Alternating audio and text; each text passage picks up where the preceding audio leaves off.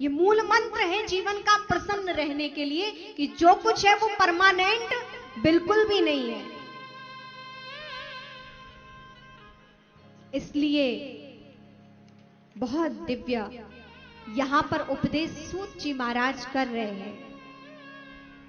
कहते हैं कि हे गुरुवर, चिंतामणिर लोक सुखम सुरत्रु स्वर्ग संपदम प्रयच्छति गुरु प्रीतो वैकुंठम योगी दुर्लभम। कदाचित पूरी दुनिया जरूर इस कल्प वृक्ष के लिए और चिंतामणि प्राप्त करने के लिए भटक रही है, लेकिन मिलता नहीं है। लेकिन यदि किसी को मिल भी जाए तो क्या बड़ी बात है। लेकिन हे गुरु महाराज, हे सूत जी महाराज, यदि आप किसी पर प्रसन्न हो जाएं तो वैकुंठम योगी दुर्लभम, जो योगियों के लिए, जो तपस्वियों के लिए, जो ब्रह्मवेत्ताओं के लिए भी दुर्लभ है, ऐसा वह साधन आपकी कृपा से उन मनुष्यों को प्राप्त हो जाए।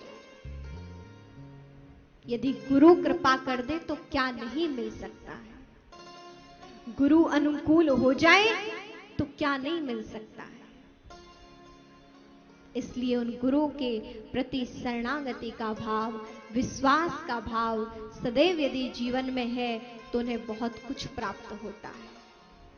और यहाँ बहुत से लोग गुरु परंपरा के लोग बैठे हुए हैं। हमारे निर्मल भैया, हमारे प्रेम भैया, हमारे सुभाष भैया, गुरुजी ठंडाई वाले, राधे श्याम जी, हमारे आप सभी जो बैठे हुए हैं, ये सब गुरु परंपरा के लोग यहाँ पर बैठे हुए हैं। और जिन जिनको वह परम गुरु की कृपा प्राप्त है वो जानते हैं कि गुरु से क्या मिलता है।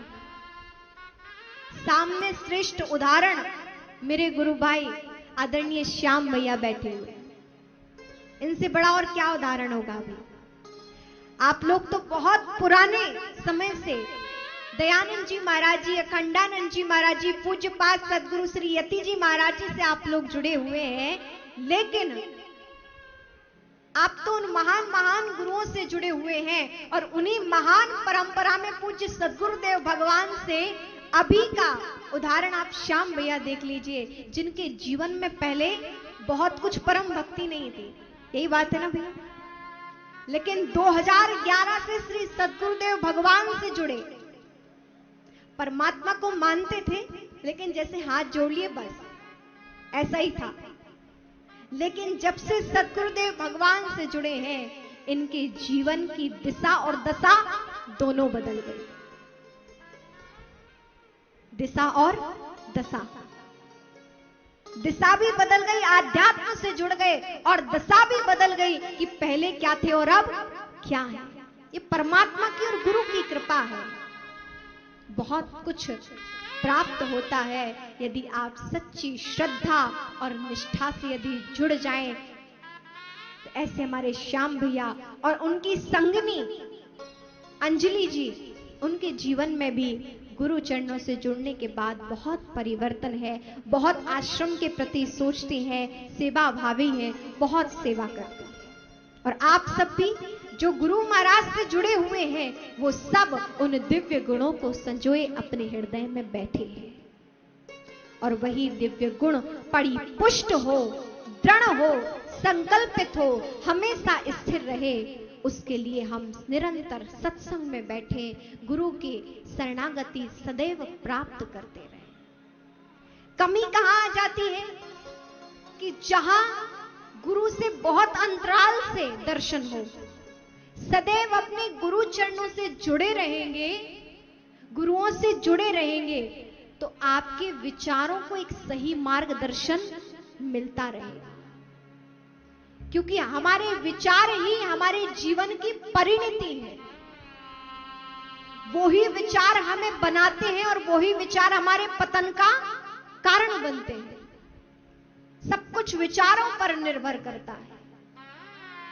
तो जब हम सद्गुरुओं से जुड़ जाते हैं तो हमारे विचार श्रेष्ठ बनने का मार्गदर्शन मिलता रहता है। इसलिए अपने सद्गुरुओं से निरंतरता बनाए रखें, एक तारतम्यता बनाए रखें, ताकि वह मार्गदर्शन सतत हमें मिलता रहे, हमारे इस जीवन को एक सार्थकता प्राप्त हो सके। वही सूची महाराज से कहते हैं सौनक जी कि हे प्रभु, यदि आप जैसे सद्गुरु अनुकूल हो जाएं तो वैकुंठम योगी दुर्लभम, जो योगियों को दुर्लभ है वो परम आनंद की प्राप्ति आपकी कृपा से हम लोगों को हो सकती है।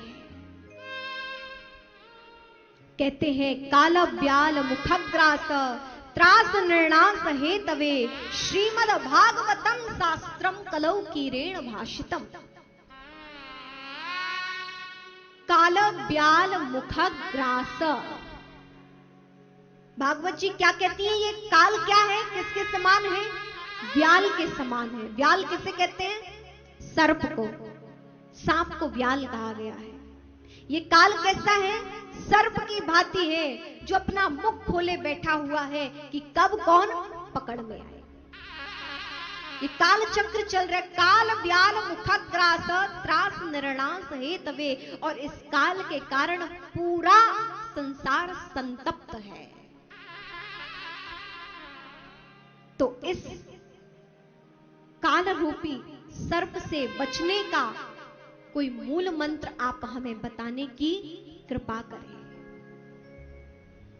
क्योंकि राजा परीक्षित को भी जब तक्षक नाग काटने का श्राप मिला तो श्री सुखदेव जी महाराज ने उसका मूल मंत्र क्या श्रवण कराया? श्रीमद् भागवत कथा श्रवण कराई। तो इस काल रूपी सर्प का कोई मूल मंत्र है तो वो है श्रीमद् भागवत कथा। सूची कहते हैं ऋषियों, संसार में सबसे बड़ा डर ही मृत्यु का डर है। इससे बड़ा कोई डर है? कोई? किसी के पास विशेष अलग से कोई डर होंगे, पर वो सूक्ष्म होंगे, यानी उनसे निपटा जा सकता है, ऐसी संभावना है। लेकिन मृत्यु से निपटने की है क्या? सबसे बड़ा डर संसार वासियों को क्या है? मृत्यु का। थोड़ा विचार करें, मृत्यु से डर क्यों लगता है? कोई जानता है? आप सभी प्रबुद्ध श्रोता हैं, जानते भी होंगे, लेकिन 3 कारण चिंतन करने पर यही निकलते हैं जो मैं आपको कहती हूं। जब चिंतन किया गया कि मृत्यु से डर क्यों लगता है, तो 3 कारण सामने आते हैं कि मृत्यु से डर का कारण क्या है। मृत्यु से डर का प्रथम कारण है कि व्यक्ति पहले अपने लिए यह सोचता है कि हम मरेंगे तो कहां जाएंगे, हम मरेंगे तो मरने के बाद कहां जाएंगे। ये पहला डर होता है। पता नहीं हम कहां होंगे मरने के बाद, ठीक होंगे कि नहीं, कहां पहुंचेंगे, पहला डर। दूसरा डर होता है कि हमारे परिवार, भाई बंधु, मित्र, सगे संबंधी जो है, ये सब हमसे छूट जाएंगे। दूसरा डर क्या है कि जो भी कुछ ये परिवार, सगे संबंधी, मित्र, भाई बंधु है, वो सब हमसे छूट जाएंगे। और तीसरा डर है कि हमने जो कुछ भी इकट्ठा किया है वो हमसे छूट जाएगा। इसके अलावा कोई और डर है? तीसरा, चौथा किसी के पास है? चौथा कोई बताएगा कि चौथा डर और भी है मेरे पास मृत्यु का? नहीं, 3 ही है कि मरकर कहां जाएंगे, सगे संबंधी परिवारीजन हमसे छूट जाएंगे, और जो कुछ भी एकत्रित किया है, मान, पद, प्रतिष्ठा, धन, दौलत, वो सब छूट जाएगा। ये 3 मृत्यु के डर के कारण है। लेकिन भागवत इन तीनों का उत्तर देती है। इन 3 प्रश्नों का बहुत विस्तृत उत्तर देती है। और भागवत कहती है, संत कहते हैं, सूत जी महाराज कहते हैं कि जो भगवान का हो जाता है। पहले प्रश्न का उत्तर दे रहे हैं कि मर के कहां जाएंगे, तो पहले प्रश्न का उत्तर है कि जो परमात्मा का हो जाता है वो परमात्मा के धाम में ही जाता है। और परमात्मा के धाम में क्या दुख हो सकता है? वहां तो आनंद की तृप्ति, आनंद के समुद्र में आप समाये हुए हो। जो परमात्मा का हो जाता है वो परमात्मा के धाम में जाता है। पहले भय को समाप्त करते हैं और दूसरा कि सब कुछ छूट जाएंगे, सगे संबंधी नातेदार, तो उसका उत्तर देती है ये भागवत कथा। ये ऋषिगण कहते हैं कि ये जो भी परिवार नातेदार हैं वो आपके बहुत सीमित है कि नहीं? 10, 12, 100, 50, इससे भी थोड़े ज्यादा हो सकते हैं। तो ये सब क्या है? बहुत सीमित है। लेकिन जब आप उस परमात्मा के हो जाते हैं तो परमात्मा के जितने भी भक्त हैं वो सारा परिवार आपका अपना परिवार बन जाता है।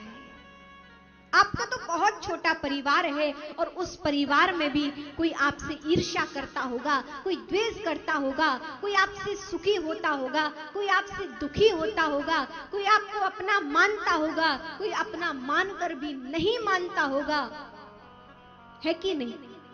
लेकिन जब आप उस परमात्मा के हो जाते हैं तो जितने भी उस परमात्मा के भक्त हैं वो इतना बड़ा परिवार आपका परिवार बन जाता है। और तीसरा उत्तर देते हैं कि हमने जो कुछ ये वैभव इकट्ठा किया है वो छूट जाएगा। तो भागवत जी कहती है कि आपने जो कुछ भी इकट्ठा किया है वो बहुत थोड़ा है। उस परमात्मा के वैभव ऐश्वर्य के आगे आपका वैभव बहुत छोटा है, किसी गिनती में नहीं आता है। लेकिन जब आप उस परमात्मा के हो जाते हैं, परमात्मा आपके हो जाते हैं, तो जो परमात्मा का है वो सब आपका हो जाता है।